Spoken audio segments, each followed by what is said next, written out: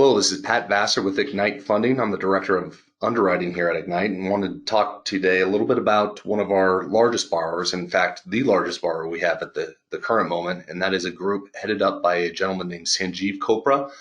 He works under the LLCs of GGD Oakdale or Rhino Investments or Dixon LLC. All three resort back to him as the guarantor of the loan, Sanjeev Chopra.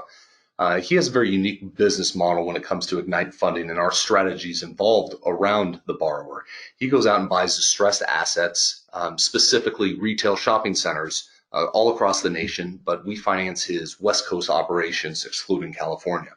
During these acquisitions, he goes in and buys properties under the replacement cost to do it. One of the reasons for that is it creates a high level of barriers to entry for competitors to come in and compete against his acquisitions. By him purchasing properties below replacement costs, he can ensure that if any competitor were to come in and build a project, they would have to charge higher rents than he does in order to make that project successful. Therefore, he kind of puts a moat around his properties to ensure that tenants will go into them and go into them in a cost-effective manner. One of the strategies he employs is a diversification along tenant groups. Although I say retail, commercial retail comes in many different forms.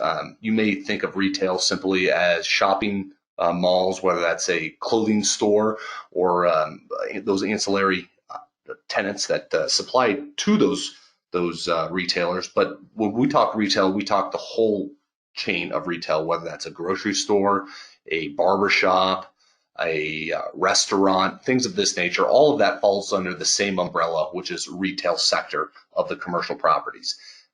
He specifically has a few major anchor tenants, which include Harbor Freight, grocery stores, pizza chains, more specifically restaurants in the Italian sector. As far as the largest tenant he has, which is Harbor Freight. They specialize in discount tools or single-use tools for do-it-yourselfers all across the nation. Their business model is doing extremely well right now. Obviously, things can change in the future, but as of right now, they're doing extremely well with a new government contract they signed. Even prior to that government contract, they've been doing extremely well.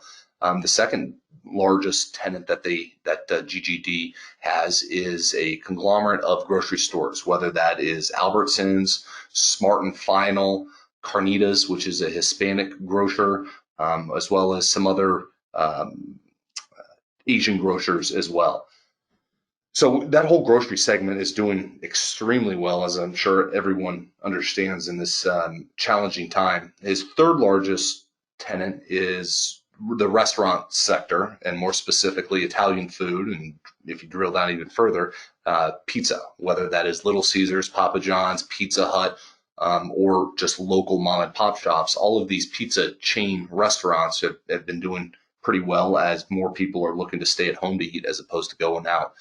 Some of these pizza restaurants only allow for delivery and takeout, which has been doing extremely well.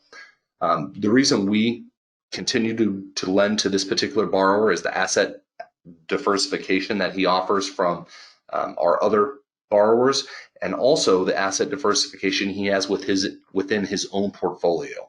He has many different tenants in his buildings in many different locations in many different subsets of the retail commercial shopping space. So although you hear that word retail, and I said it probably 5 different times on this segment, keep in mind, retail means many different things. It is not just clothing stores, but it also incorporates restaurants, gas stations, even gyms,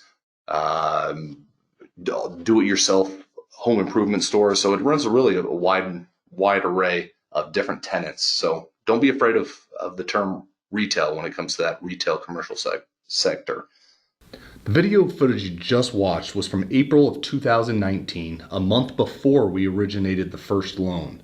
Since that time, the borrower has removed 200,000 square feet of inline shop space. That was the shop space between the main part of the mall that you can tell by the solo cup looking structure on the top of the building all the way over to the left-hand side to the more furniture building. All of that space has been demised and is now being converted into a parking lot. The parking lot in the back of the building has been rezoned to allow for multifamily homes to be built on that site. The borrower is currently looking for a buyer for those multifamily units. In addition, new signage has been installed on the property. And lastly, the property will begin its outparcel construction at the end of June. We currently have space available on this loan. If you have any questions, feel free to contact your investment rep.